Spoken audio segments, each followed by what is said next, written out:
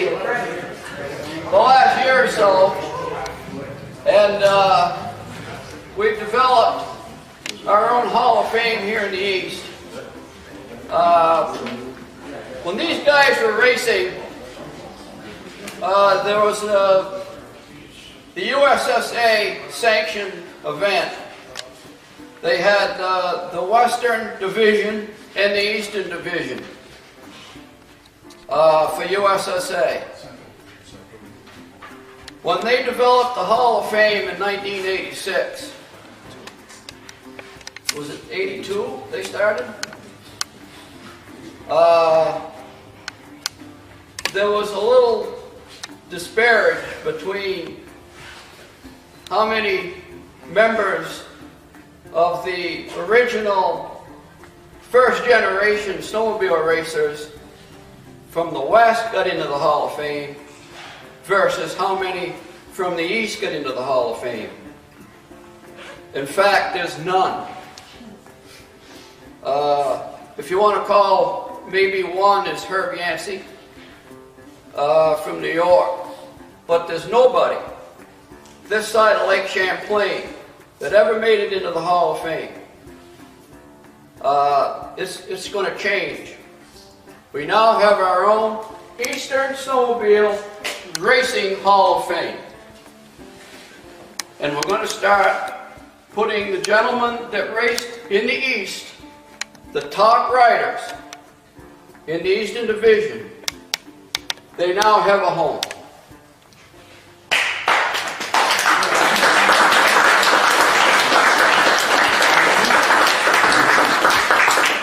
We have 4 members that are going to be inducted. 4 members here today. It's Bruce Dunham, Bob Martin, Conrad Rollins, and Bob Clark. Bob didn't know about it.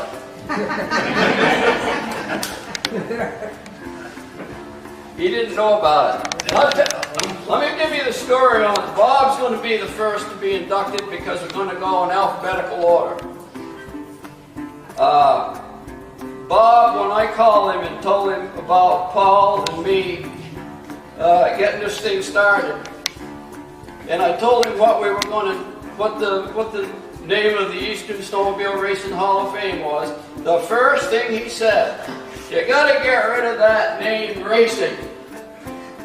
He said, I want it called the Eastern Snowmobile Hall of Fame. I says, why? I said, it's about racing. He says, well, that's the problem. He said, how about Bob Bottoms? How is he ever going to get in there? I says, Bob Bottoms promoted racing. He was involved in the racing. He said, well, but he didn't drive. I said, doesn't matter. I said, he was involved. I said, if you, he said, well, how about Paul Doherty?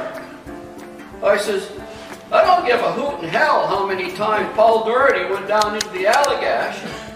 I said, Ted, why not? Wasn't it the other end waving a checkered flag? This is about racing. So, to prove my point, all right, the first guy to get inducted is going to be a promoter. Okay. Get up here. Robert Clark.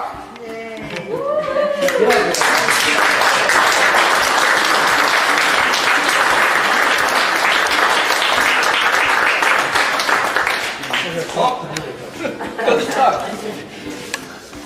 Let me read his resume. Snowmobile racer promoter. Inducted into the Eastern Snowmobile Racing Hall of Fame for 2017. Charter member of the oldest snowmobile club in America, the Lancaster Snowdrifters. Bob helped to organize the first motorized toboggan race in New England while a member of the Lancaster JCs in 1962.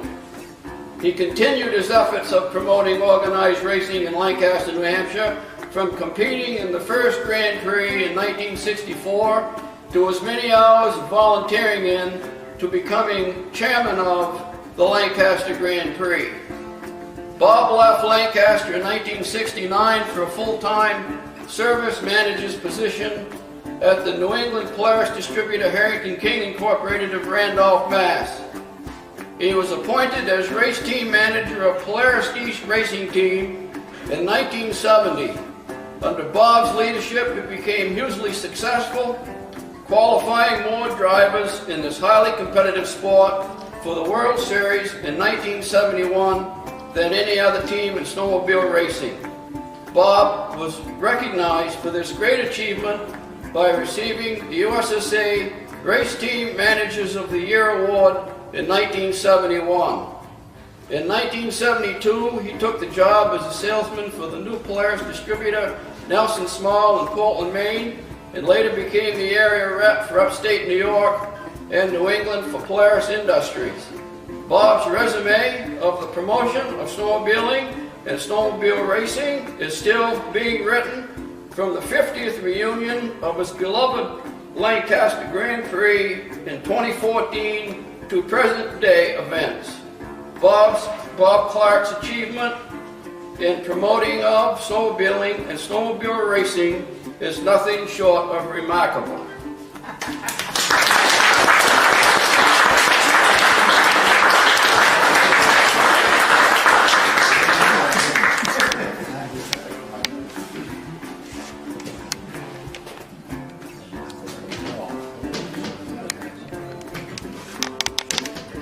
Tall enough, Ed?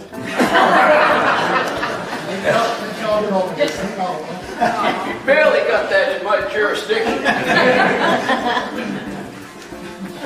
That level? We'll level it later. We'll level it later. Okay, Muriel, you go up there now, please.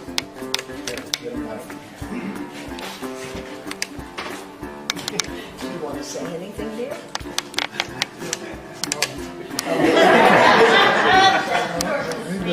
Okay, we don't need to. I think it's pretty well covered.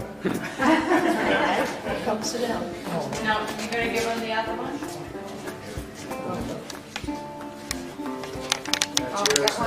That's yours to take home, Bob. Yeah. Can you hold it up so we can see it, Bob?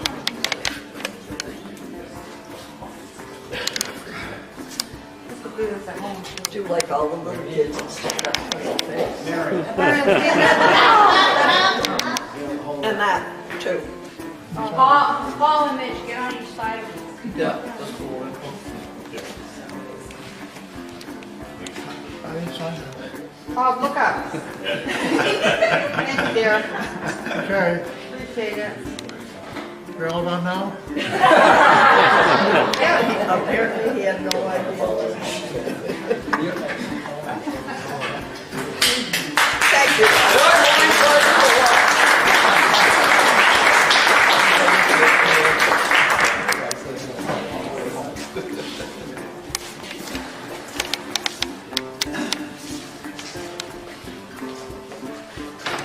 Our next recipient is Mr. Bruce Dunham.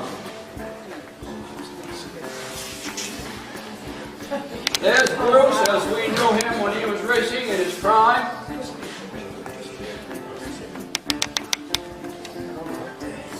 Remember that, Cal? He showed me how. Bruce Dunham, inducted into the Eastern Snowmobile Racing Hall of Fame in 2017. Raced from 1963 to 1975, mostly in Mod 4 and 5 class.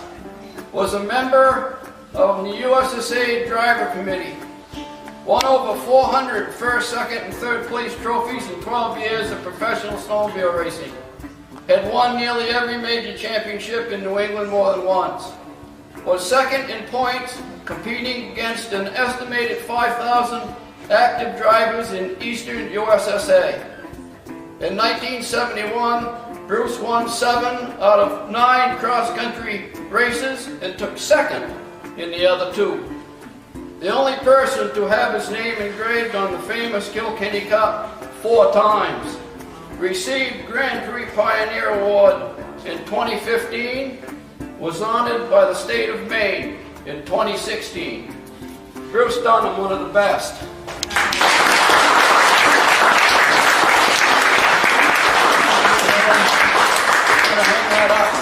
Oh, got one right here. No, okay. Hey, hey! Yeah. You turn around. Yes, sir.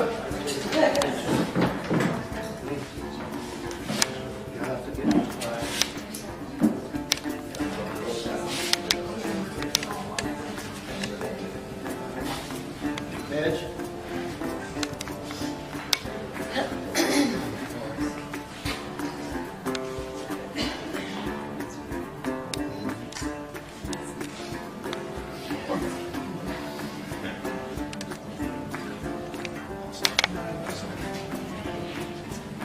Congratulations, Bruce.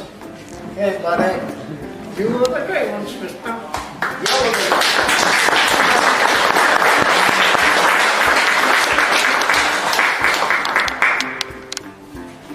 The next one, Oh, no. Mr. Robert Martin.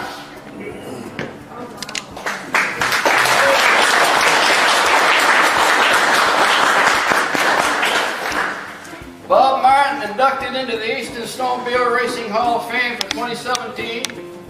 Raced from 1965 to 1975 for Timberland Machines Incorporated. Winner of the 1965 Kilkenny Cup, after he got his mother's permission. Grand Prix champion at Laconia, New Hampshire Snowmobile Championship in 1970. Winner of the Exchange Club Trophy at Lewiston, Maine in 1972. He took first place in 3 different classes of modified events in one day at the above USSA sanctioned race, making him the first driver in history to do so. Can you imagine winning in 3 top classes? And that's qualifying and features, all on the same day. You know, wine big is going with corn. He qualified for 3 different USSA sanctioned World Series events.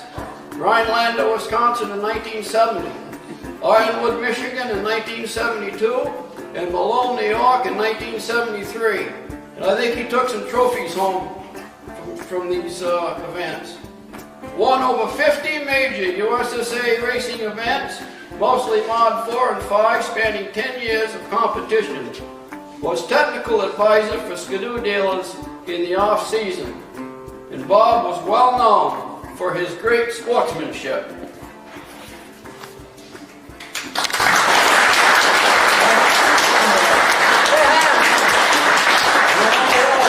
I'm going on the wall. I've been there before.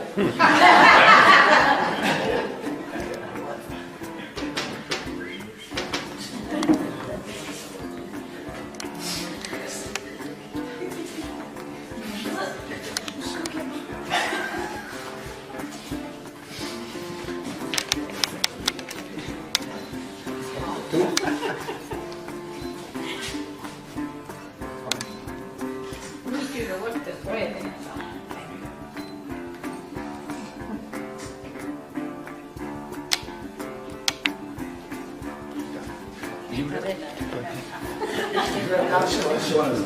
Thank you.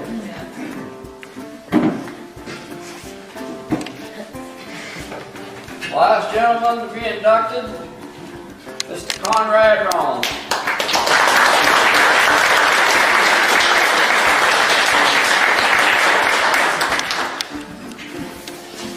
Conrad Rollins, inducted into the Eastern Snowmobile Racing Hall of Fame in 2017. Began racing as an independent Polaris dealer driver from 1967 to 1977. Often won against larger snowmobile distributors and factory teams in Mod 4 and Mod 5 class events. Won the Kilkenny Cup in Mod 4 in 1971. And that's the year that Bob Eastman came to town, and he never took home the Kilkenny Cup, Bob Eastman. As great as Bob was, in 1971, Conrad beat Bob Eastman in the 650 class. And Bob couldn't quite believe it. he goes up to Conrad after the event, and he asked Conrad, he said, what in the world did you ever do to your engines to make that thing so fast? And Conrad told him, Bob, it's not the engine. He says, I just hold the throttle open longer. Was invited by team captain Bob Eastman of Polaris to race Leroy Lindblad's personally prepared 250 Snow Pro race sled at the 75 Paul Bunyan Open. Won every heat race and final by over half a lap. Won a 100-mile cross-country race in Rockland, Maine 5 times in a row with a Polaris 340 TXL. Was a Polaris dealer from 67 to 2004 and was honored by Polaris Industries as Dealer of the Year in 1995, excuse me. Received the President's Award as well as the Trailblazer Award for his achievements in racing and his many years of service in promoting the snowmobile. Great Conrad Rowland.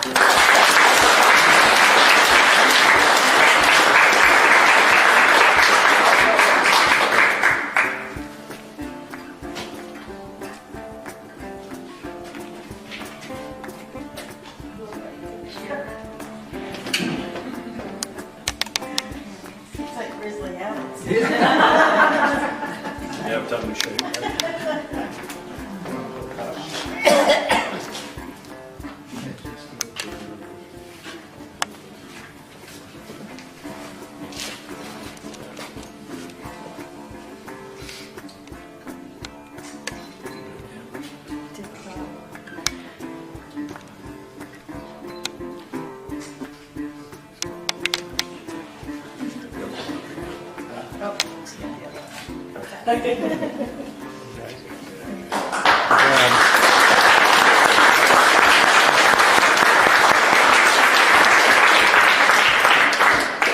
I'd like to introduce to a few gentlemen that showed up here today. Bruce Beauregard over there raced in the 70s.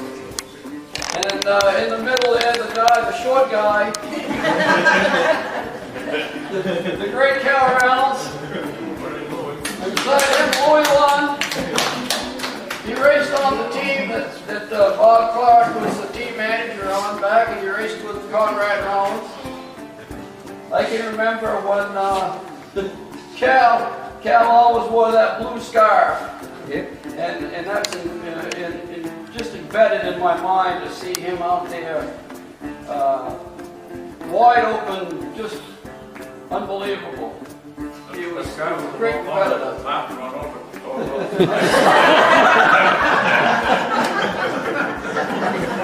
Bob told me one time, he said I made Cal Reynolds mad one time, and I said, how was that? He says, well, he said we were running into qualifying, and he says I pulled up beside him and pulled his tether switch. I said, I can understand him being a little upset.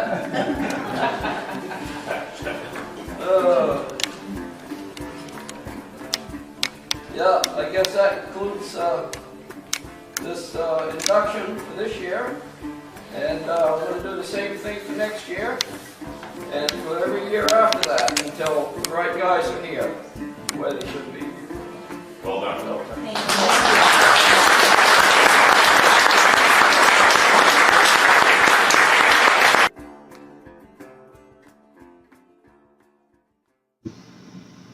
Yeah, I'm on the phone with Midge Rosebrook. How you doing, Midge? Good, Mike. How are you? Doing well, thank you. So, Midge, tell me, what is the Eastern Snowmobile Racing Hall of Fame? The Eastern Snowmobile Racing Hall of Fame is something Paul Crane and I started here in Lancaster. We felt that there was a need to recognize the guys that used to race here in the East back in what I would call the golden era. Would be from the mid-1960s to the late 70s, maybe early 80s, but mostly I think the meat of the golden era would be definitely the 1970s. Sure. And it really, racing here in the eastern United States never really got covered those guys never really got recognized like the Midwest guys did. The factory drivers, you know, and the big name distributors and things like that from the Midwest. They had there's 2 Hall of Fames out there. Sure. And you know, they recognize their guys, and it's sad that the Easton guys never got recognized. And how this started was, and I can take you back to when we did the 50th reunion of the Lancaster Grand Prix in 2014. Uh-huh. The Grand Prix started in 1964 as a side event for the Winter Carnival when Lancaster was celebrating their 200th anniversary. And it took off. And thank you to Timberland Machines, the big Skidoo distributor here in Lancaster. It was basically Bob Bottoms that allowed his crew to help build the track. Roberts Motors stepped in. Butch and Johnny Roberts, they had a Skidoo dealership there. They helped. White Mountain Mac, there was several businesses in town that really stepped forward and helped the Snowdrifters, the Lancaster Snowdrifters, actually put the event on. But it was a town effort to put this big race on. And at one time, the Lancaster Grand Prix was the largest outdoor winter event in New Hampshire. Wow. They were pulling in 15,000 fans. 15,000. Wow, that's a big crowd. They counted 15,000 fans for a couple of years there in the early to mid 70s at the Lancaster Fairgrounds. Wow, that is and, impressive. It was a half-mile oval track, horse track. Horse track, yeah. And Polaris was actually the first factory team to come here in 1966. Bob Eastman and Randy Heights came and raced in 1966. That was also the first year for the Big Kilkenny Cup, which was donated by Timberland Machines to the Snowdrifters. Oh, no kidding, yeah. Yeah, and our own Bill Buckland here from town and Bobby Fortin both got their names on that big cup. They were the first 2 to have their names engraved on the cup in '66.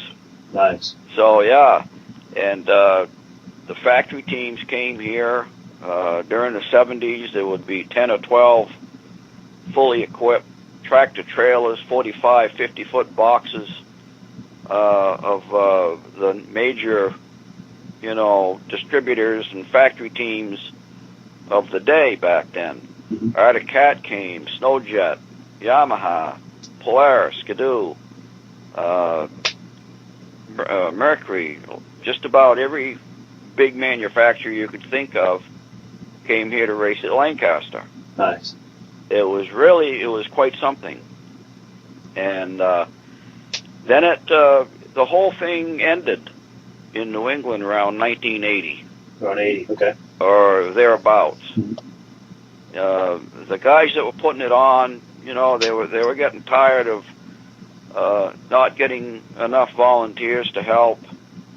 The insurance started getting more expensive because people were getting hurt. A couple people got killed, and so the insurance started to increase.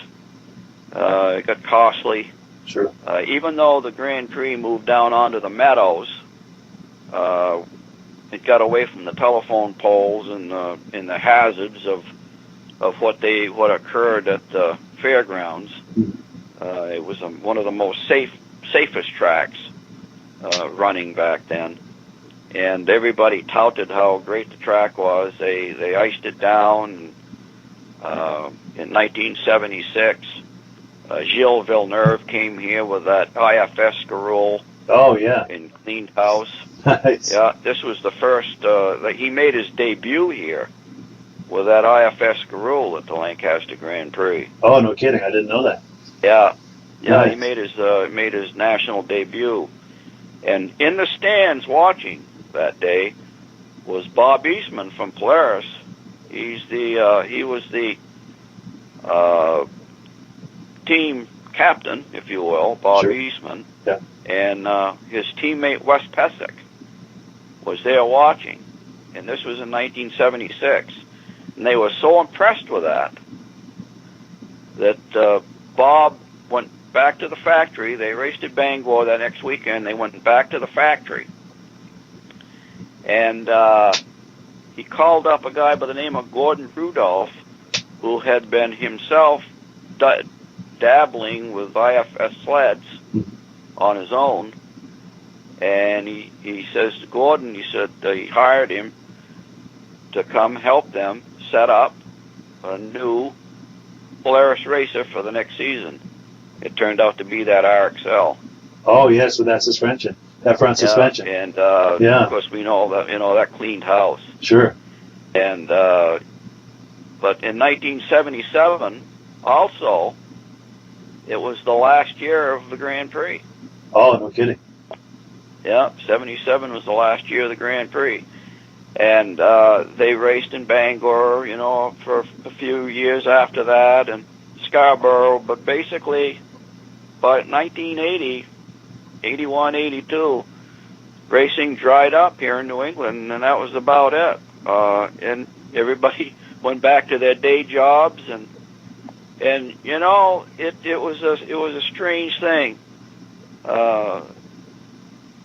I can't think of anything, Mike, in these long, cold New England winters that was ever so as exciting and ever made as big an impact as did snowmobile racing back at its height. I agree. Yeah. I agree. There's nothing since has been as exciting or as big or made as big an impact financially for these True. small towns. And there's nothing else that'll bring Lancaster, people. There's nothing else that'll bring people, thousands and thousands of people, outside in the middle of winter to be spectators. Or something. Nothing else is going to bring that kind of a crowd. No, and to bring a dozen factory teams from the Midwest. Yeah. To send a team of 5 or 6 drivers, fully equipped tractor-trailer trucks. I remember Bob Clark was in the Hall of Fame. Bob Clark was a multi-Grand Prix chairman during that era. And he said one time, he thought it was 1970 or 71, they held up the races because Team Arctic hadn't showed up yet. Well, they got on to CB, and they located the Team Arctic truck. They said, "Where the heck are you?" Yeah. And the driver says, "I'm stuck." And they said, "Stuck? Stuck where?" He said, "I'm stuck here at the intersection." He said, "On your main street." He said, "The traffic going to the track won't let me in." He said, "The traffic is backed up as far as I can see down Lancaster's Main Street, and nobody's letting me in." Wow. So they had to escort. They sent a cruiser down, a state police cruiser. Yeah. And he escorted Team Arctic's big truck up the left-hand side of the road from that triangle on the end of Main Street there that splits Route 2 and Route 3. Yes. And he escorted him up to the fairgrounds on the left-hand side of the road because the traffic was so heavy going in. That's amazing. That's a great story. It was something. Yeah. Now, while we're talking about this, I wonder if you could tell me, too, that Lancaster was obviously a massive location and experience for racing, but there were... Yeah. How were they doing that? Was there a circuit around New England where they would do Bangor one weekend and Boonville another weekend? And how were they structuring that? Yeah, that's what they did. Of course, when they came out with the USSA, and they sanctioned, the events, Lancaster was one of the big boys, and we started our date was pretty much set in stone by the time USSA came out, because we'd been racing here since 1962. Wow. And then, of course, they called it motorized toboggan races Huh. in 62 and 63. Right. And then they changed it to the Grand Prix to make it sound better, I guess, for the 200th birthday of Lancaster that year. That's why they changed the name. Yeah. And so, yeah, Lancaster was on this circuit. Bangor would be, I think Bangor was a weekend either before or after us, and then they did Scarborough. Mhm. They did Jackman. Jackman, I think, was probably one of the first races in the east here, Jackman, Maine. I think that happened like in December or something like that. And, yeah, they had a race in Laconia. They had a race in Boonville, New York. And, yeah, it was like a circuit. It was big time. That's cool. These guys were professionals. They were pulling $1,500, $2,000, $2,500 a weekend in. You know, like Bobby Fortin was one of the big name drivers here in the East, and where I used to work at the golf station here in Lancaster, he always used to come in, and he'd have a check of $1,000 or $1,500 to win. Wow. Plus he'd get so much, he'd get a couple $100 from a spark plug company or drive belt company. Yeah, these guys were professionals. That's cool. And it was an exciting time. Yeah, it for really sure. was. For sure. And so anyway, when we decided to do a 50th reunion of the Grand Prix, a lot of the old guys that used to race back then came to the reunion. And I even have a photo of a bunch of them lined. You've seen it at Paul Crane's. Yes. Those guys all lined up on the racetrack. Yeah. And they got me in there, and I kept telling them, I said, I didn't race. I said, I should not be in there. Well, they begged me to they made me go in. So, Yeah. I mean, I shouldn't have been in that photo, but I was. Yeah. Anyway, That's nice, though. it really got me to thinking, it's sad that these guys never got recognized. Yeah, for sure. And so I think that planted a seed. Now, can you go ahead? I'm sorry. And I think it did. And then in 2016, we had the national show here. Yeah. And it packed the fairgrounds, with a bunch of whole beautiful vintage sleds. It just was an unbelievable show. Yeah, it was. I was there. And, that was an incredible show. Wasn't it great? It was a great show.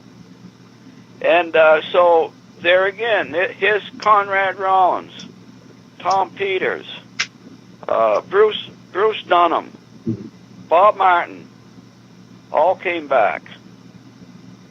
And they were getting into it again. So anyway, I said to Paul, I said, I tell you who it was. It was a gentleman from, I think it was the Hall of Fame from St. Germain, Wisconsin, was there selling a raffle sled. He was selling tickets for a raffle sled for that Hall of Fame. And I had, before that, I had sent Bruce Dunham's, Bob Martin, and Conrad Rollins resumes out there just to see what would happen. I wanted to see if maybe I could get one of those guys into the Hall of Fame out there. So Paul approached the guy, and he was on the board of directors as well. So Paul asked him what his thoughts of Bruce Dunham making it into the Hall of Fame that year. And he had a puzzled look on his face, and he said, Bruce Dunham. Boy, he said, that doesn't ring a bell. He said, I know he's not in the top 10. Wow. And Paul came to me, and Paul says, they're not. He says they don't even know who Bruce Dunham was. Wow. He said they're inducting 35 and 40-year-olds out there now, Mitch. He said there's no chance. Yeah. He said we'll never get them in. He said there's not a chance. So anyway, I went back home, I didn't sleep. Actually, I think I went up to camp up to Maidstone, and I rolled and tossed and turned all night. And all of a sudden, in the middle of the night, I sat up, and I said right out loud, I said, and my wife wasn't even with me or nobody, I was all alone. Yeah. And I said, that's it.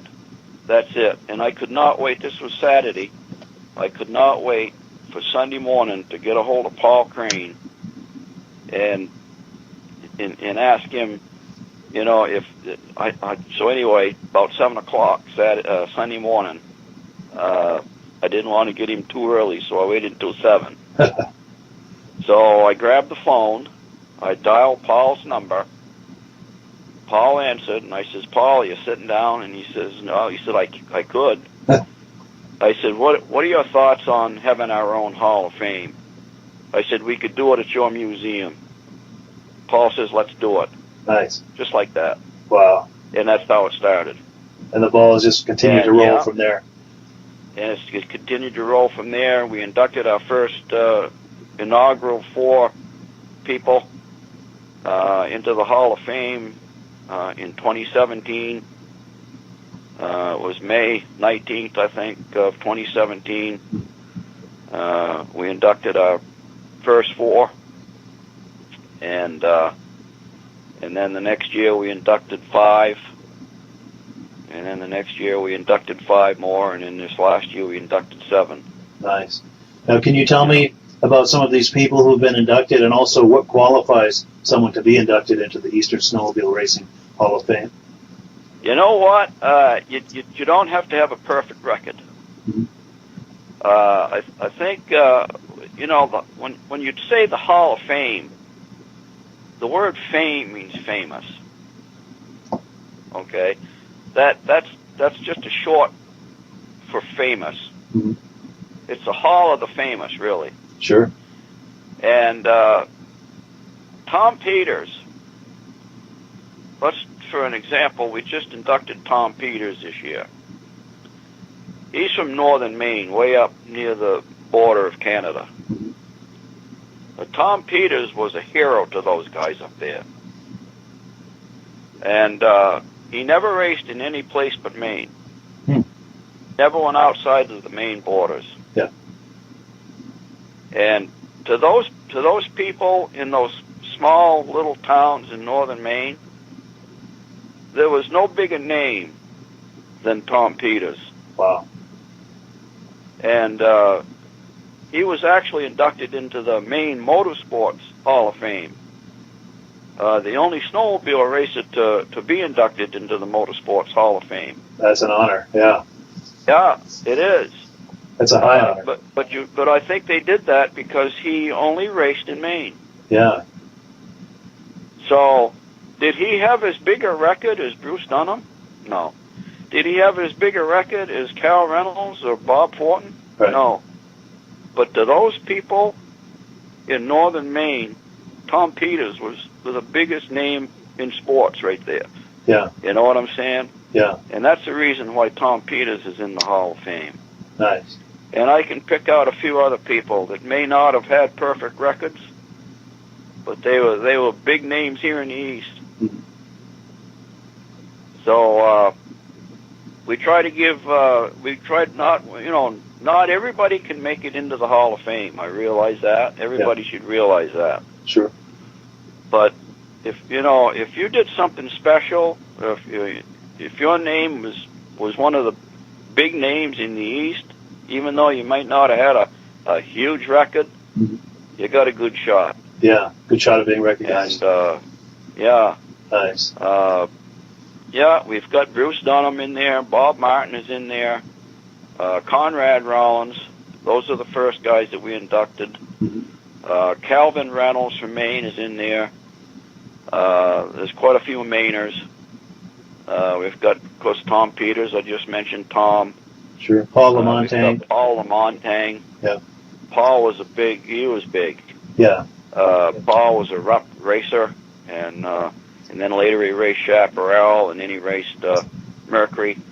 Paul, the name Paul Lamontagne was huge here in New England. Yeah. We've got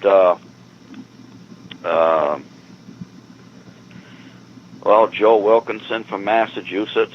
We just inducted Joe. Louis Lund, we inducted Louis in 2018, I think. Yeah. Yeah. And Louis only raced maybe 3-4 years. I think he got number 9 bib one year, so he's top 10. Yeah. But what made Louis special? He may not have had as big a record, maybe as Bob Fortin, but what made Louis special was he was the first person to drive an IFS sled. Oh, no kidding. Yeah. Yeah, because he was racing for Harrington King in Randolph, Mass. in 1972. They were the Chaparral distributor. They flew Louis out to Colorado. Chaparral had a secret race sled that they were working on out there. Yeah. And guess who he was working with? Huh. Bobby Unser. Oh, no kidding. Bobby Unser designed the first IFS suspension on a snowmobile, and Louis was the test driver for Bobby Unser. No kidding. So Yeah, that that's made no Louis small. Lund, he was the very first person to drive an IFS sled. And what sled today doesn't have an IFS suspension? Yeah, that's standard today. Yeah, So that in itself that's huge.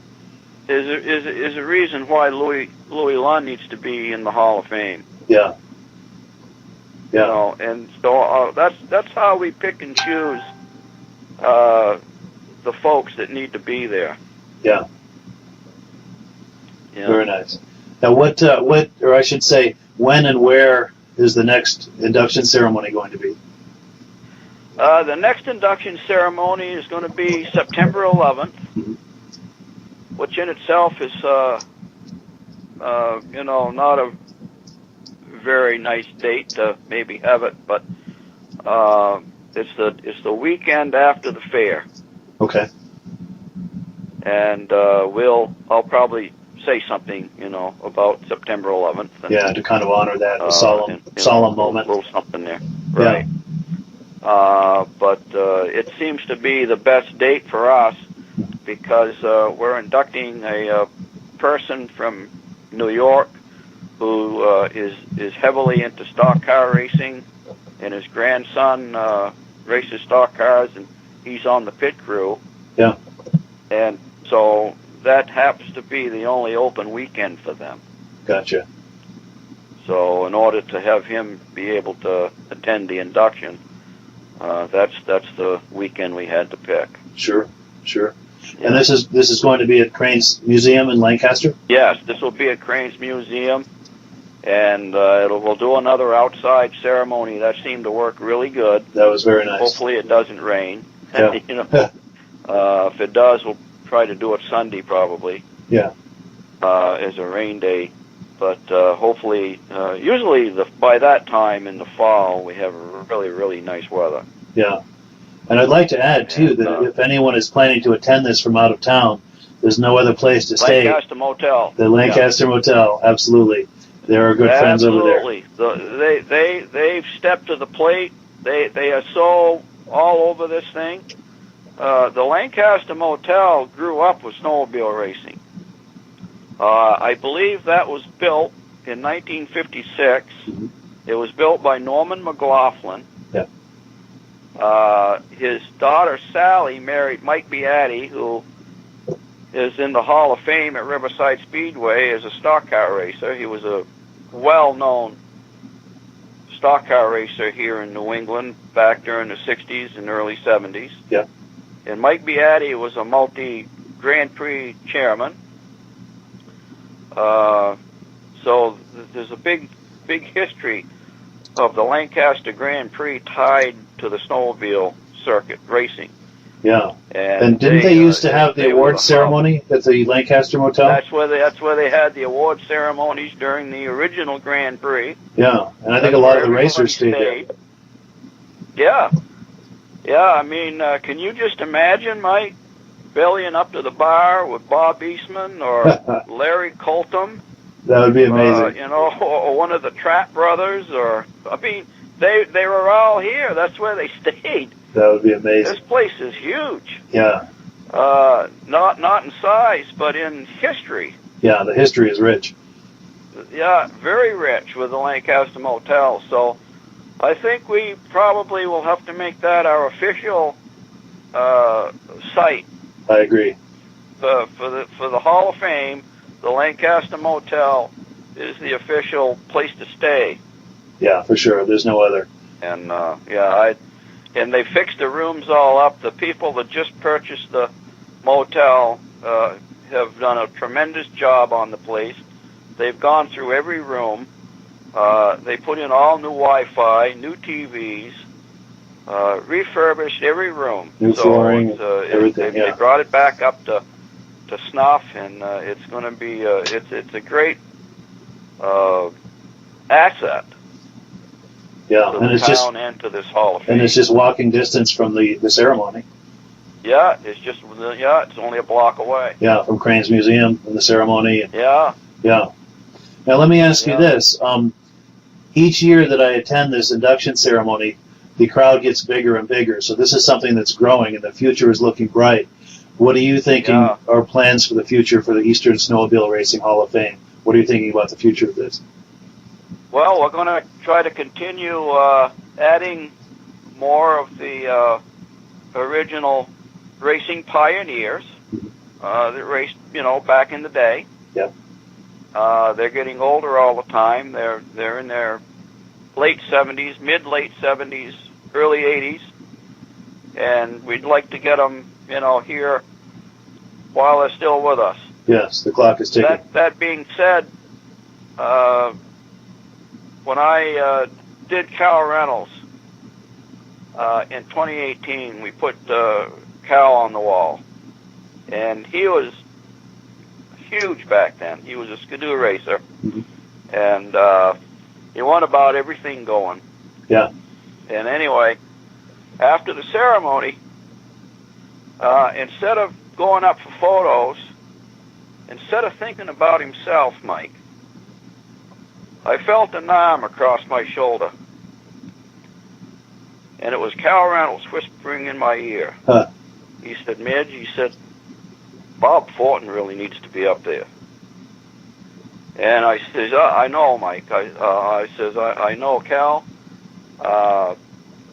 You know what, though? What we're thinking about doing is getting all the people up there that are with us first, and then we'll try to do the ones that have passed away at a later date. And he shook his head and he said, Midge, he said, that Bob Fortin needs to be up there more sooner than later. Yeah. And so I told Paul what Cal said, and Paul said, yeah. He said, what we probably should do is induct 4 people that are with us, and maybe one who's passed away each year. Yeah. Because you know what? Their families aren't getting any younger either. That's true, isn't it? Yeah. Good point. So in 2019, we had Bob Fortin's 2 sons, Michael and David, attend. And I asked Cal, I emailed Cal, and I said, Calvin, would you please say a few good words about Bob Fortin, because you raced against him. He raced for Timberland Machines, and he knew Bob very well.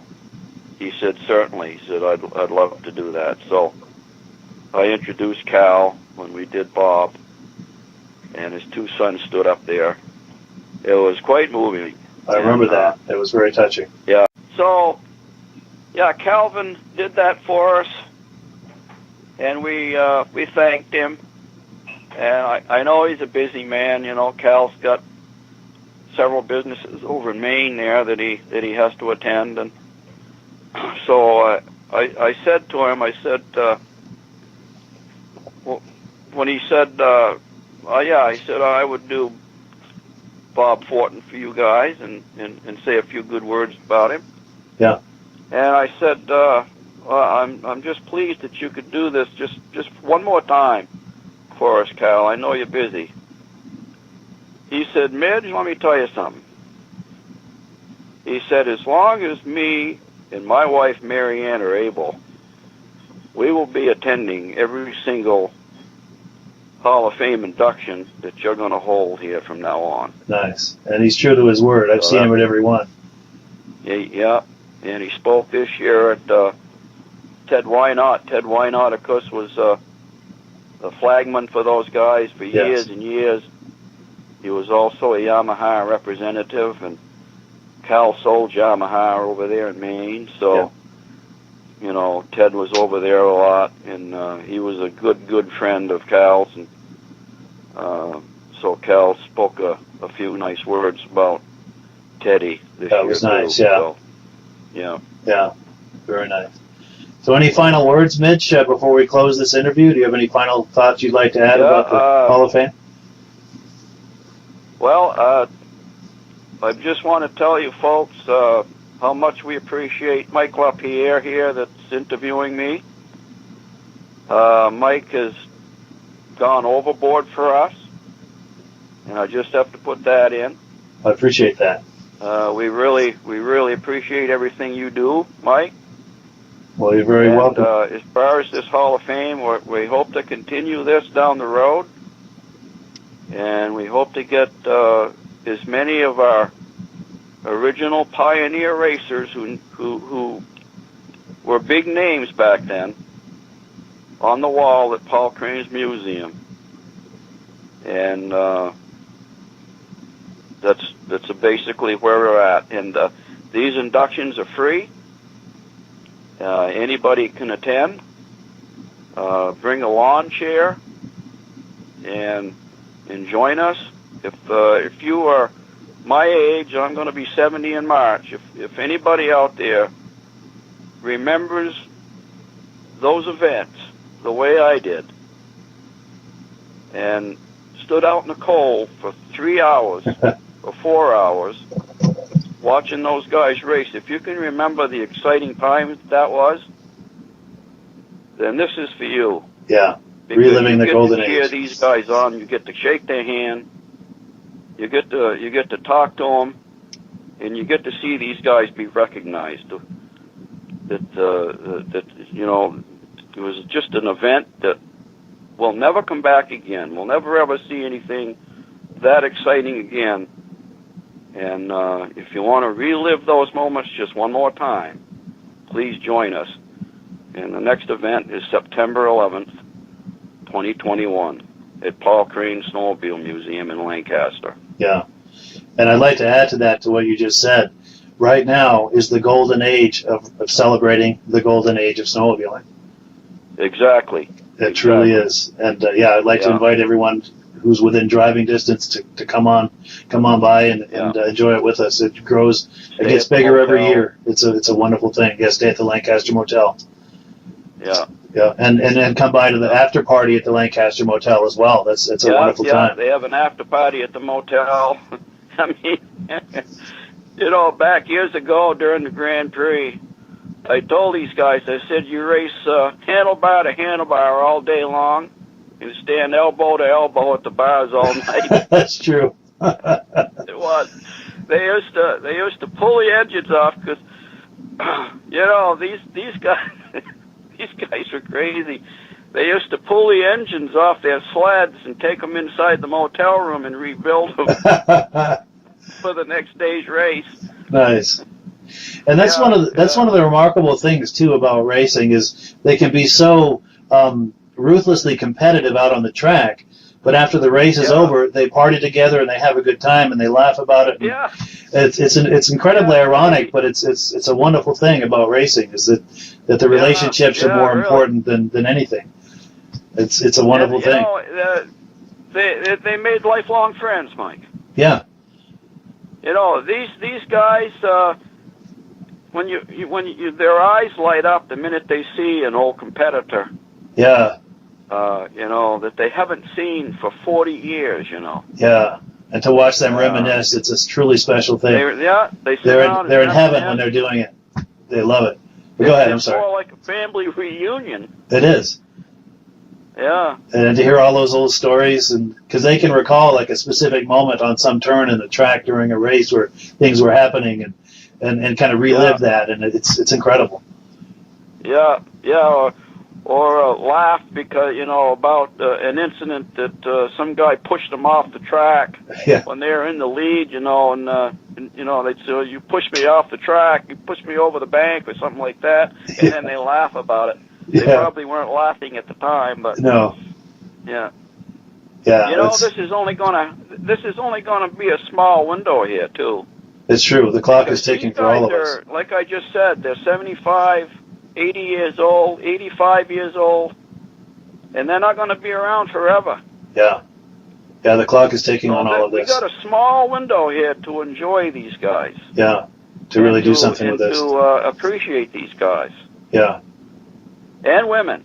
Yes. Yeah, there were some truly remarkable women in this racing as well. Oh, yeah. Yep. Judy Rinaldi.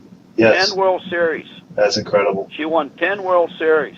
Yeah, that's amazing. No man has ever done that before. So, she's, there's nobody close. No. Unbelievable. And the nice thing about her too is to think about someone so accomplished, but to visit with her, she's just the easiest person to talk to and the most relatable, personable person. Very down to earth, just a classy lady. It's and I could say the same of the rest of them as well. For all of their accomplishments, they're very down to earth. Yeah, those are the nicest people. It's true.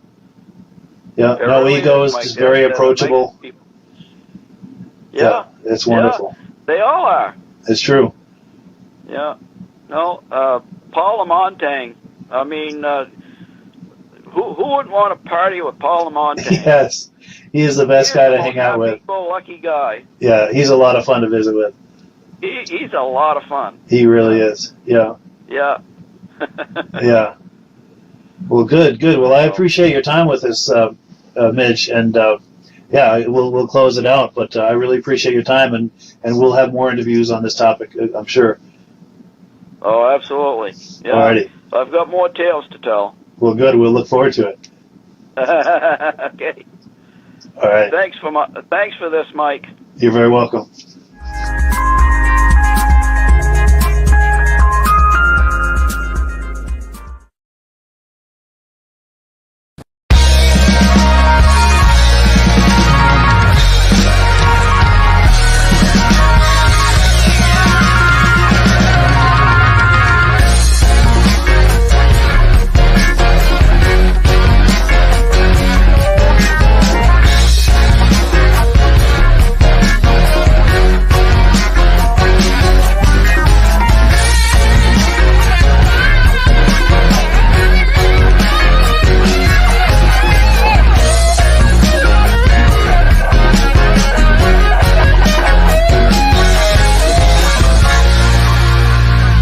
At the end of this video, we'll take a look at MadRamp's innovative pivoting ramp system, the safer, easier way to transport your ATVs and snowmobiles. Stick around.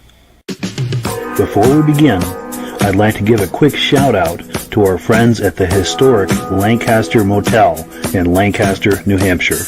The Lancaster Motel has been serving snowmobilers since the 60s, and they are the perfect eastern trail riding destination for snowmobilers young and old. The Lancaster Motel is right on Corridor Trail 5 in Lancaster, New Hampshire, with plenty of parking for vehicles, sleds, and trailers. Plus, the Lancaster Motel is within walking distance of Crane's Snowmobile Museum, plus restaurants, shopping, entertainment, and more. Click the link in the description to learn more about the Lancaster Motel. Good evening and welcome to the podcast. I'm really glad you're here tonight. Now, if you can see my face and hear my voice, I'm going to ask you to leave a comment. Just let me know where you're viewing this from so we can make sure that everything is working properly. I'm going to give you folks a minute or so to do that, and then we're going to be getting to our first guest. Let me show you what we have on tap tonight. In a few minutes, we're going to have Jim Layton on. He's going to show us some vintage ski-doos, and you can see there on the screen some of the other things we have. Also wanted to let you know that we are simulcasting in 3 different places tonight. First, of course, is the Vintage Snowmobile Lovers Facebook page. Also, we are on, let me find the card here. We're also simulcasting on the Wheels, Keels, and Snowmobiles Facebook group. Now, this is a great place to view and post if you like anything with a motor. This could be cars, trucks, boats, ATVs, snowmobiles, anything like that. It's free to view and post on there. We are also simulcasting on the Wheels, Keels, and Snowmobiles YouTube channel. So if you like videos about anything with a motor, this could be cars, trucks, boats, ATVs, snowmobiles, anything like that. If you like that type of video, click the link in the description after this podcast. It'll take you to the Wheels, Keels, and Snowmobiles YouTube channel. So let's not waste any time. Let's meet Jim Layton. Let me bring him to the stream here. How you doing tonight, Jim? Good. How are you? Very good, thank you. I appreciate your coming on. Now, we've been chatting. Go ahead, I'm sorry. Great event. Glad to be part of it. Well, glad. Thank you so much. I'm glad to hear that. Now, you mentioned earlier you've got some vintage ski-doos you'd like to show us. Are you ready to give us some show and tell on that? Yeah, we can do that. I'm going to try to turn the camera around here so we can go through it. Sure. Remember how this is all done here in front? That's all right. Take your time.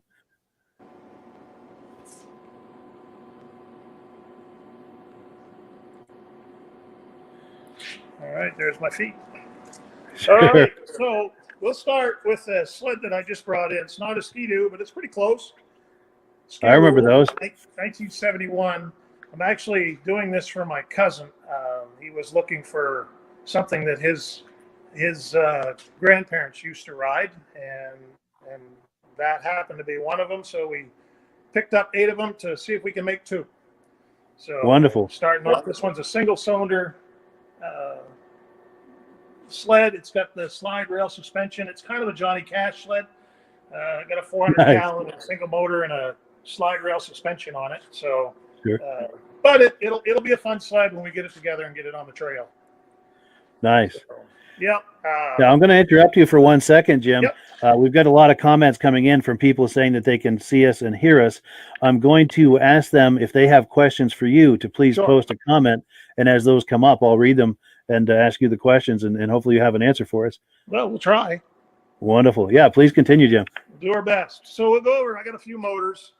That's a Sachs motor for one of these ski rules. That's a 340 SS motor. It's, I guess from what I understand, it's pretty desirable engine. I'm not much of a ski rule guy, so don't know a lot about them. Sure. Move on to my 66S motor with the twin carbs. Nice. Got the chassis to that down back. There's a motor from my 65. That's also with the chassis down back. The 64 motor and chassis are still together. They're all sitting in the trailer. We got a 440 TNT engine out of a 71 Skidoo. We'll move over on. Here we go. While you're going over there, Paul Bilodeau has made a comment. He said that's an oldie but a goodie. I'm not sure which of the engines or if it was the ski roll, but he likes what he's seeing. But please continue. We got a 292 Black Dot engine. Nice. This is a 71 340 TNT.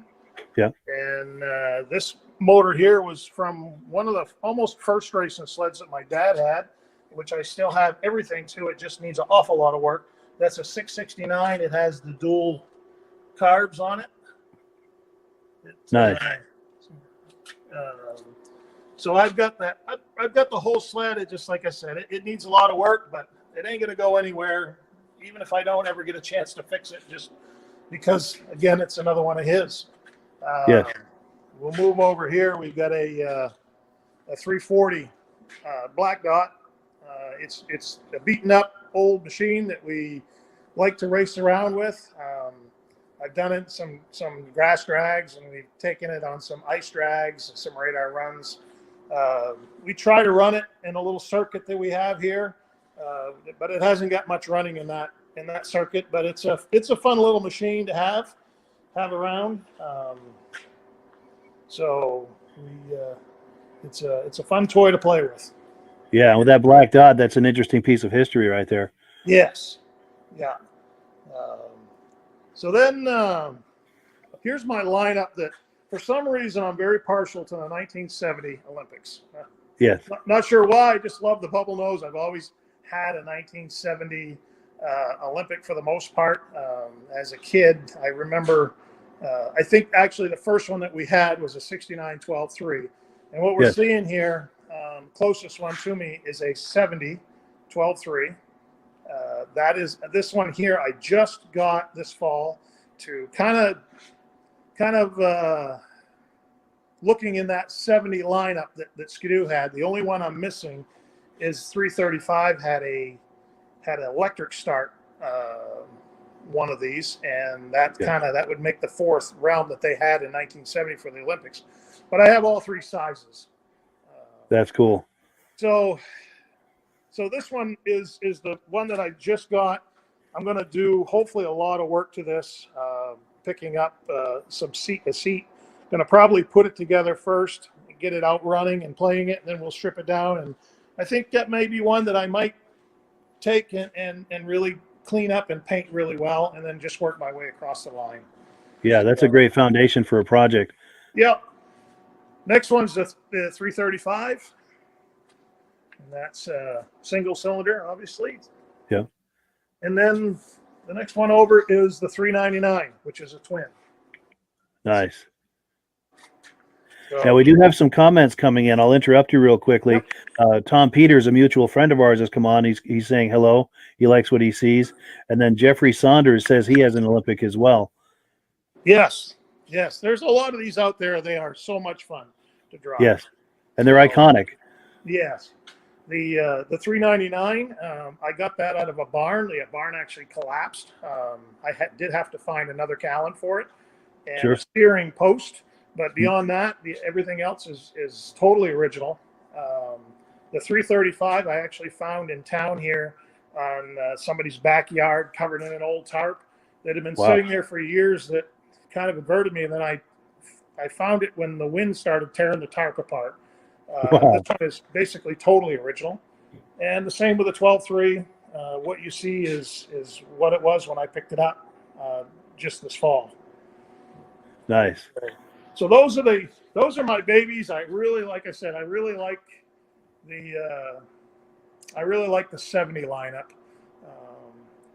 We have quite a few different sleds when it all comes down to it. This one right here I got, and I'm holding on to for dear life for my granddaughter.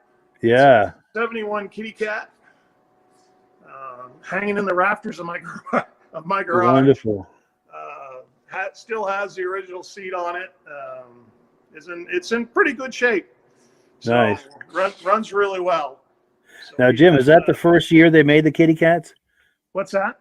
Is that the first year they made the kitty cats? From what I understand, I believe that is the first year the Kitty Cat was made. No kidding. Yeah. Wonderful. Oh, and Brian Roberlard is on here. He's admiring your collection. He's a fellow Ski-Doo enthusiast as well, and he says he likes your collection. So please continue. Thank you. Yes. So in amongst those type of things, I like to kind of work my way around and have a few little toys of different sort that I can take to a show. And this is obviously probably things I've seen on the internet before, but it was something that come out of my head that a friend of mine helped me build. And essentially we took a little Murray mini bike. The front ski is often a 67 Ski-Doo chop down. The rear end is a double track, and that is often a Sears snowblower. No kidding. And the engine is often a big old, and I don't remember which snowblower, but the engine is a Kohler motor, often another old snowmobile. And we just kind of pieced it together and kind of made a fun little toy out of it. It's something that I can get on and drive around the grounds with at a show, and people just kind of look at it and go, "Wow, what is that thing?" Yeah, I bet that gets a lot of double and triple takes, and yeah, that's truly unique. So that's kind And of that's one of the neat little toys that we're working with. wonderful. And Chuck Lako is on here too, and he's saying nice collection. So Thank you. we've got a lot of people on here admiring what you have in your garage there. So what I've got here tonight is a small handful of what we have between me and a friend of mine, and we're hoping to stick together a building locally here where we can house these things. Rather they look the way they look that you're seeing right now, or their sleds have been totally redone and look brand new. We have the kind of the from one end of the spectrum to the other of something that we pulled off a rock pile to sleds that have been totally redone and brand new. And that is something that we're hoping to put into this.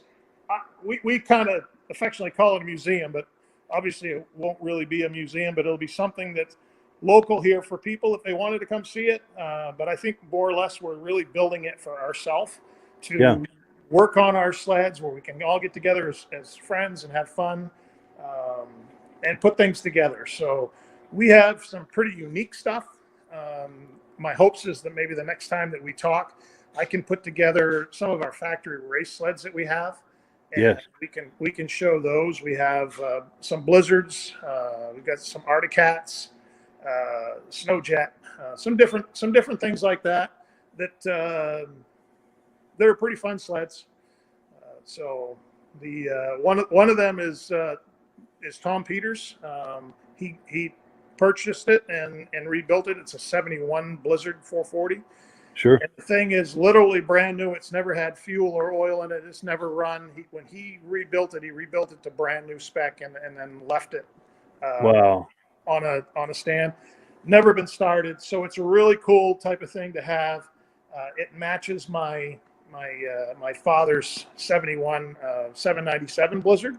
Sure. Which you'll see when we do that. That's an original sled that he bought brand new from a local dealer when he was racing. And we'll go over that stuff at a time when we can kind of show those. Nice. Now we've got David Crawford on here. He's complimenting you on that Mini. He really likes that. And he's also wondering about this museum project that you have going. He's wondering where that is. We are looking to try to do something in Caribou, Maine. Caribou, Maine. Yeah. Wonderful, wonderful. Yeah, and I hope you'll come on that's every now and then and give us updates with your projects and the museum project and all of that. We will. It's like I said, it's something that my buddy really is. He really enjoys it. He enjoys picking up these sleds, and we all enjoy getting together and rebuilding them and riding them. And so it started out to be a workshop, so everybody could be together, and it just turned into something that hopefully we're going to have the right building to kind of work on stuff, but also have everything lined up that that it's all there, and if somebody wanted to come see it, we could open the doors up and show it off. Wonderful. So I imagine at first it would start as almost by appointment only, so to speak, and it at some probably point would, yeah. And that Sure. may be what it is going to be. If we can even get there, that's our hopes. You got to find the right building and have the right, to be able to do that, and but we do have to have a place for our sleds because there's quite a few sleds. So he's pretty diligently looking for something or going to do something. So eventually I'm hoping we'll have something that we can share with the public a little bit more. Yeah, for sure. And if anybody viewing this knows of something in the Caribou, Maine area of a building that might be possibly suitable, definitely reach out to Jim and or to me even, and I'll relay that to Jim. Yeah. So this going back to talking about this sled right here, the black dot and the vintage racing. I think it probably for us here in Maine, it all extends to the one lunger 100 in Turner, where they do the big single cylinder race every year that they've gone on Sure. for so long. And then there's a group that started a race circuit, and that race circuit has gone on for a few years now, and it's it extends from the single cylinders up to the twins and triples and whatever. And it's quite a circuit that runs from one end of Maine to the other. A lot of riders, a lot of fun. We jumped in on that a couple of years ago as a fundraiser for our cancer fund that we have in Limestone. So we've been raising money to help patients out that can't afford the gas, the hotel rooms, the food, the trips to go to Bangor, Portland, or Boston, or wherever they need to go. And we started that out by doing a motorcycle ride, and then we got into doing a few other fundraisers, and then we joined in with this race. And actually, this month here, we have dished out in the 5 or 6 years that we've been doing it. We dished out $100,000 in help for cancer patients. That is impressive. So that is something that we're pretty proud of.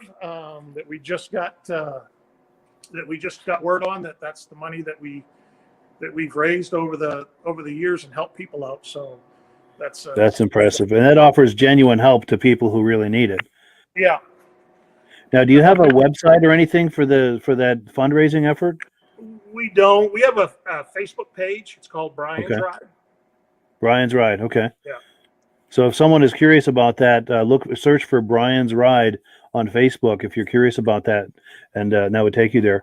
But I didn't mean to interrupt you. You've got a poster on the wall there. Please tell me more about that. Okay. So this poster's my father's Blizzard. I took this picture here when in 2010. It was sitting in the gravel pit down back of the farm. And then in 2018 is when my father first got his hands back on it after the Kiefers had restored it. And I got it back from the Kiefers after it was totally done, and brought it home and surprised him with it. And so he's standing by it when it had been sitting forever, and then after the restore. So wow. So before and after. Yeah. That's an impressive restoration. It's a beautiful restoration. They did a wonderful job. Yeah, for sure. That's really nice. So if I can turn back around here, camera.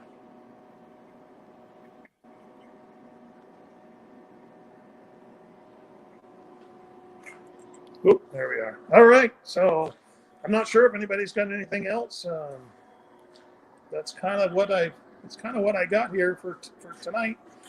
Yeah, I really appreciate your coming on. And David Crawford has commented, good work. He said it's really good work.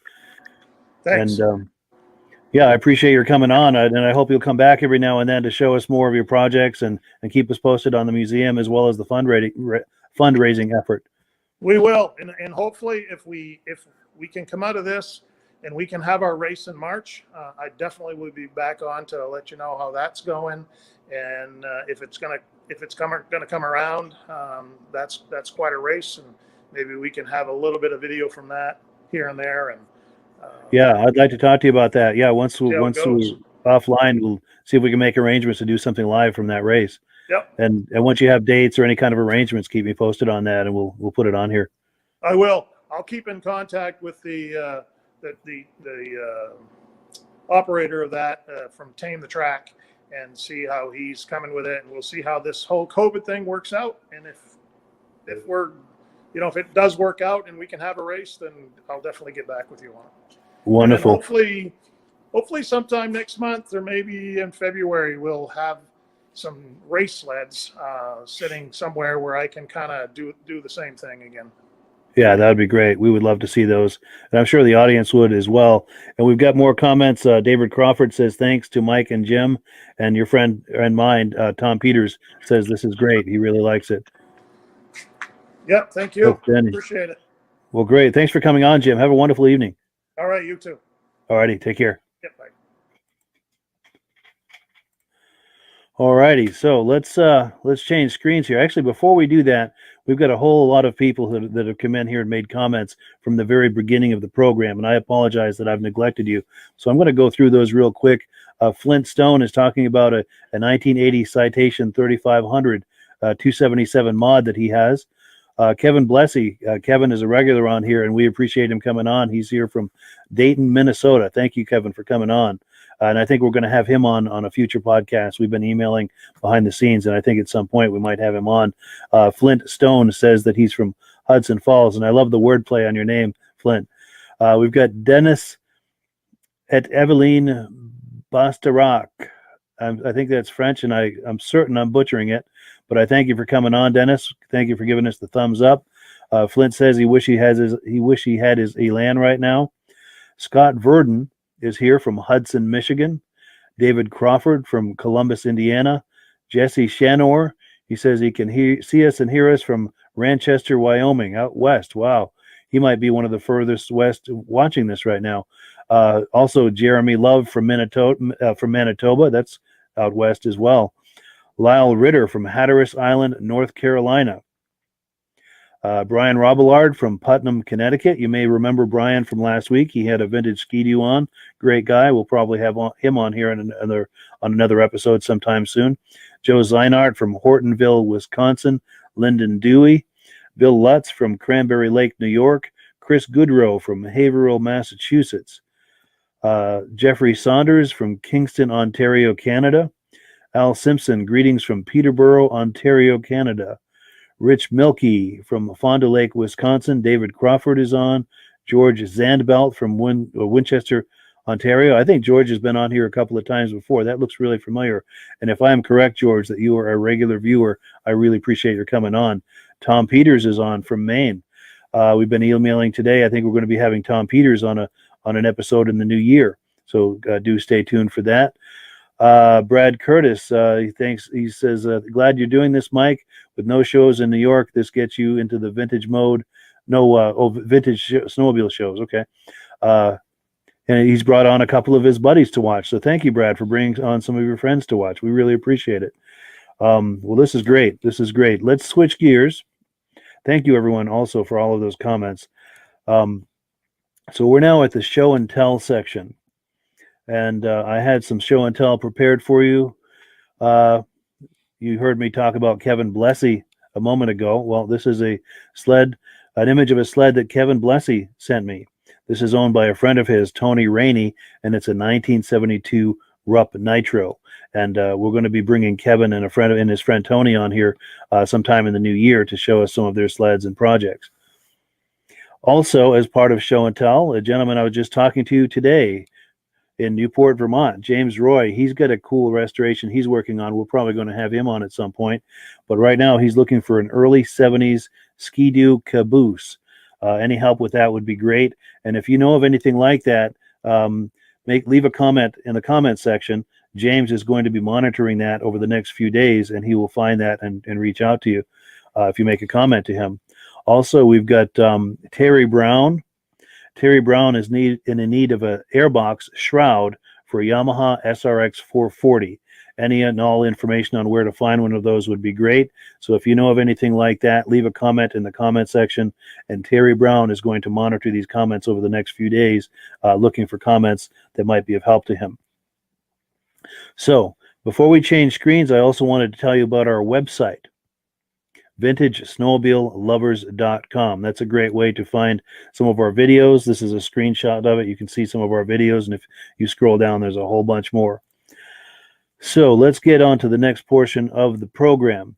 Now, we had Colin scheduled to come on with a 1969 Alouette wood sled, and unfortunately, he's not able to make it tonight, so we're going to talk about that in the new year. But that is a truly unique sled, and I look forward to bringing that to you. Likewise with David at OMC Warehouse.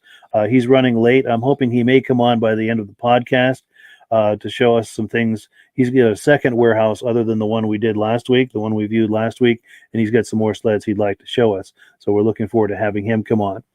Now, in a moment, we're going to look at Kenneth Young being inducted into the Eastern Snowmobile Racing Hall of Fame. But before we do, I wanted to tell you about these fancy schmancy hats that I had made. I'm trying to get it in front of the camera here. If you like this hat, I'm going to be making some more, having some more made. We'll talk about that in the new year. But if you're curious about that, either leave a message in the comments or send me an email. I'll show you my email address here at the bottom of the screen. If you're curious about a hat like that, I'll keep you posted as I start making arrangements. Now, I've also got this cool mug. Let me change the screen here. Oops, that's not what I had in mind. Okay, let me see if I can get this mug in front of the screen. I'm also going to do up a batch of these mugs. Now, I spent a little extra and got black on the inside and on the handle. And if you ask me, I think it really sets it off and makes it classy. And I'm going to be doing a batch of these. If you'd like to order one, leave a comment in the comment section or email me, and I'll keep you posted when I start making that batch. And what I'm probably going to do is have packages where you can either order a hat or a mug or both, and I'll also include a couple of DVDs as well as a sticker. I've got stickers, but they're not within my reach, but I'll leave you in suspense for the next time we go live, and I'll show you some stickers, and maybe by then I'll have packages ready. But let's not delay this any further. Let me cue up the video for Kenneth Young being inducted into the Eastern Snowmobile Racing Hall of Fame. Here we go. Kenneth Young, inducted into the Eastern Snowmobile Racing Hall of Fame 2018. Ken raced for the famous Widowmakers racing team. Raced Skidoo during the 1968-69 season, winning 7 first-place titles at 5 events entered, taking second in points. He switched to Arctic Cat in 1969, earned his first gold bib #1, and went on to win first place in Mod 4 at the first World Series of Rhinelander, Wisconsin in 1970. Ken won 4 first place and 3 second place trophies in 7 events entered, and took a 4th place in Mod 2 at the 1971 World Series in Boonville, New York. Kenny never lost a race he entered in Mod 1, Mod 2, and Mod 3 during the entire 1971-72 season, taking 10 first-place wins. He also won in Mod 1 at the 1972 World Series in Ironwood, Michigan. He won all 3 races he entered in the 1972-73 season, including the New York State Championship. At Redfield, New York, on the first lap, in the first race of the 1973-74 season, Ken was injured in a bad crash in turn 3. He retired on the spot. What a record!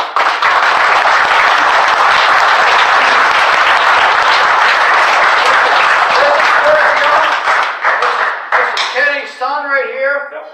Kenny couldn't make it, and Dirk is accepting it in his honor. Yeah. So I just want to thank everybody for showing up, and thank Midge for dogging us, finding us. And Dad's alive and knows I'm here, and he'll appreciate this very much. So for me and my family, thank you very much.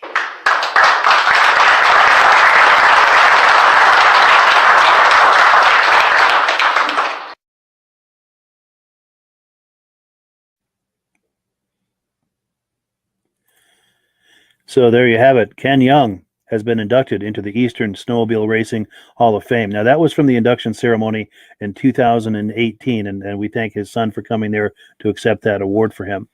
Now, if you're not familiar with the Eastern Snowmobile Racing Hall of Fame, this is something that's growing very rapidly and becoming a popular thing among the vintage snowmobile set, especially in the eastern states.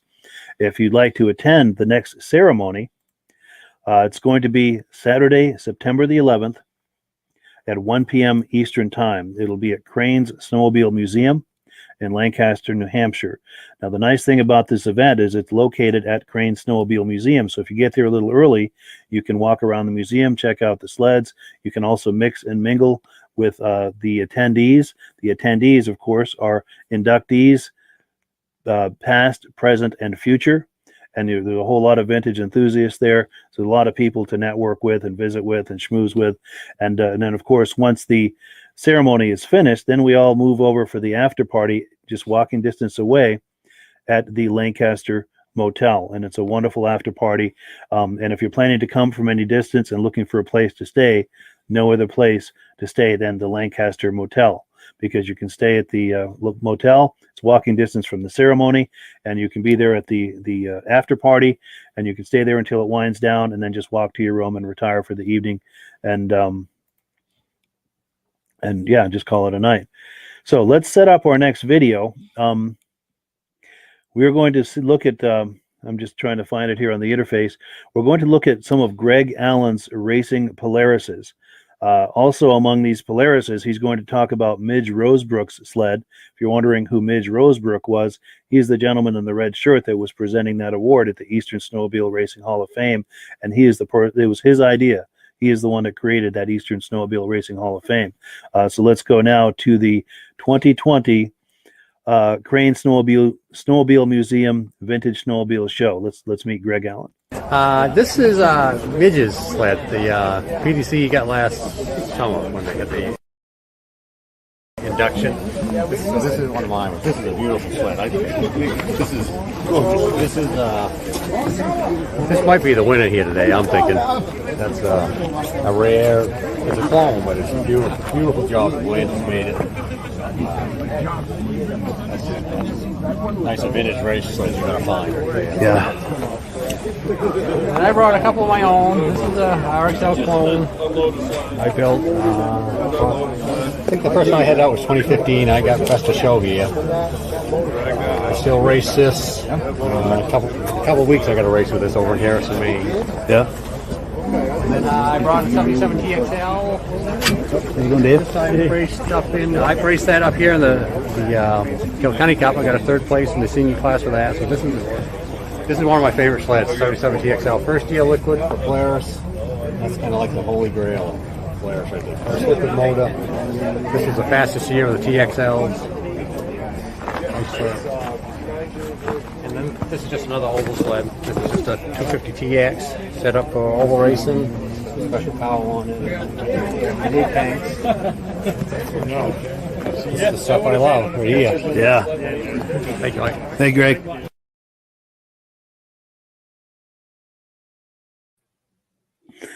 Okay, so that was Greg Allen at the Crane Vintage Snowmobile Show at Crane Snowmobile Museum in Lancaster, New Hampshire this past February.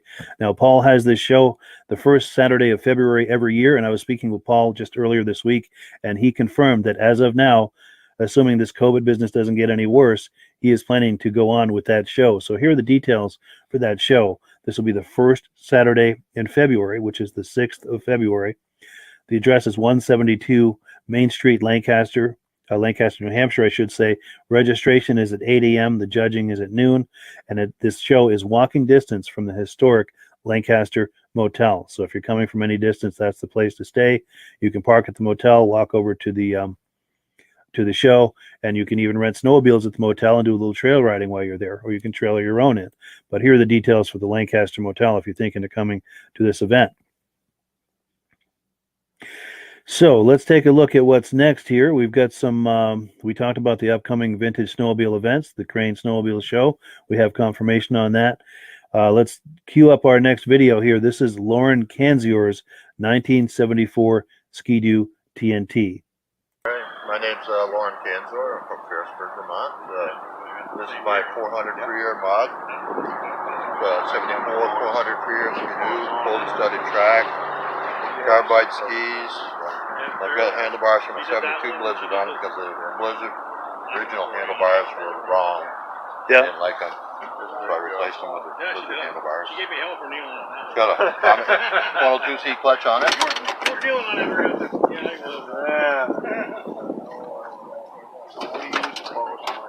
I just use mother's rag and wheel polish and rag, and it's going to start with a nice one. Still has the original That was a nice one. Ghost and HD carburetors. Every now and then I have to redo it. These are the things that you did top. You got to get a re-chrome, right? Yeah, I did. Nice. Wait, something in Canada called Deco. Yeah, that's a sharp sled. Go ahead. A little Blizzard tag right here. I made that. It's a piece of paper laminated between plastic and glued in there. That's Go cool. in that spot. Nice. Well, cool. Well, thank you. I appreciate it.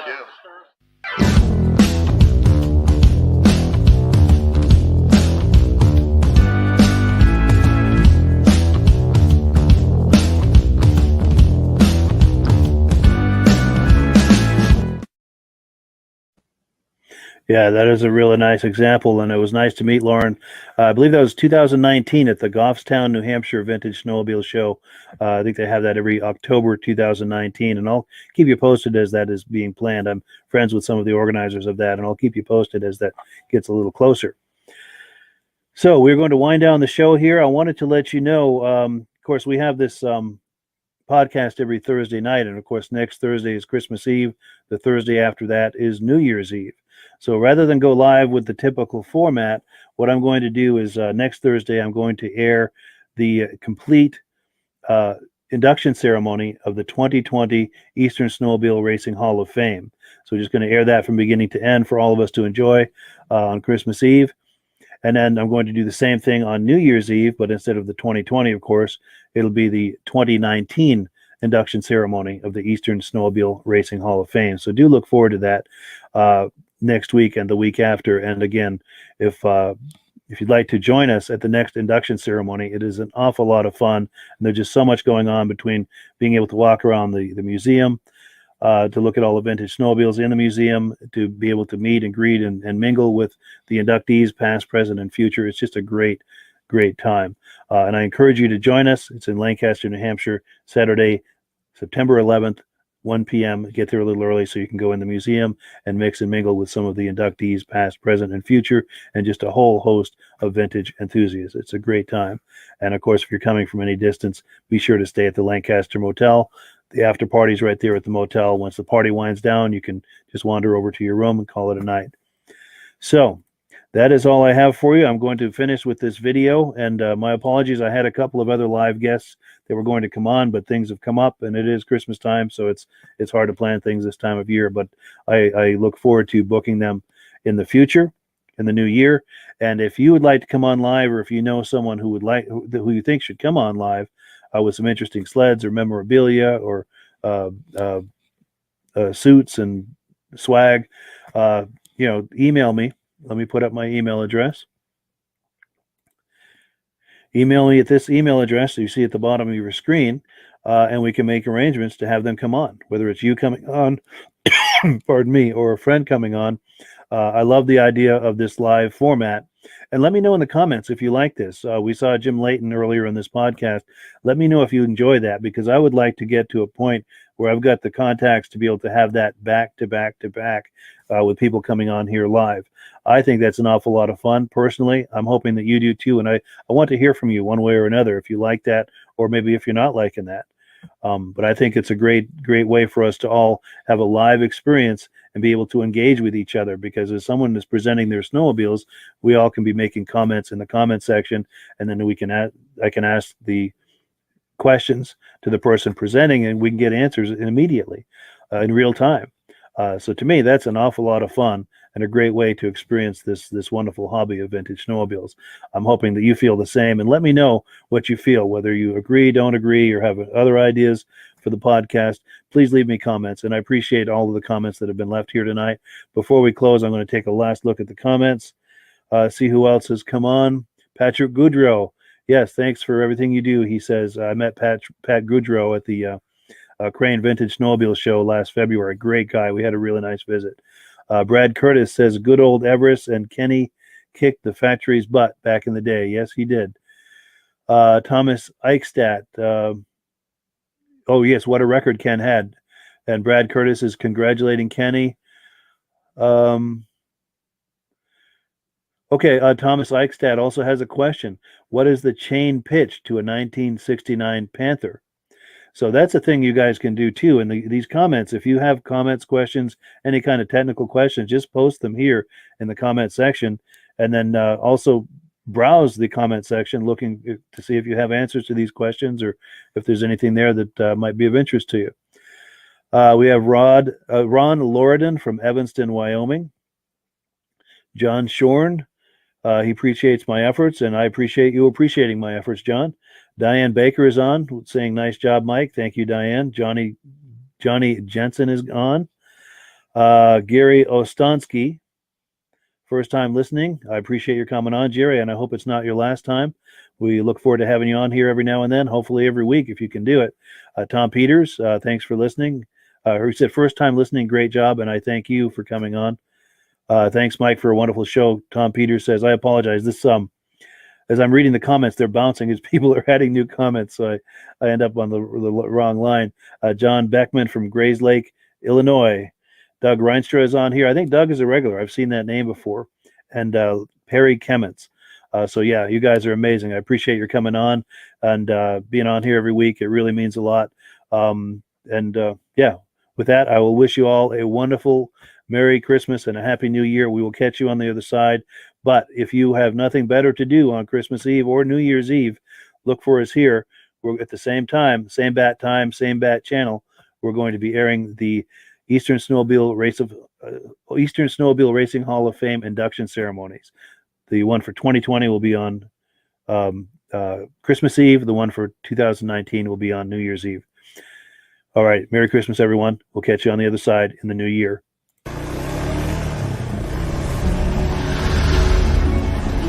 It's the ultimate combination of simplicity and ingenuity. The newest way to load, unload, and transport your ATV or UTV. The Mad Ramps Pivoting Ramp System. Made in the USA and engineered for strength and durability. Maneuver through tight places and over rugged terrain with plenty of ground clearance. No licensing, no ongoing maintenance costs, and no storage hassles like trailers. Won't slip or move like conventional ramps. Free up more cargo space in the bed of your truck. Securely connects to your truck's receiver hitch.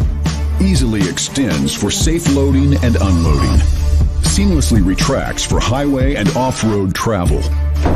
DOT approved in all 50 states and Canada. Quickly disconnects in under a minute. A unique space-saving storage system. The Mad Ramps Pivoting Ramp System. Go farther. Go faster. Go safer. When you order using the link in the description, I'll send you 3 free Vintage Snowmobile DVDs.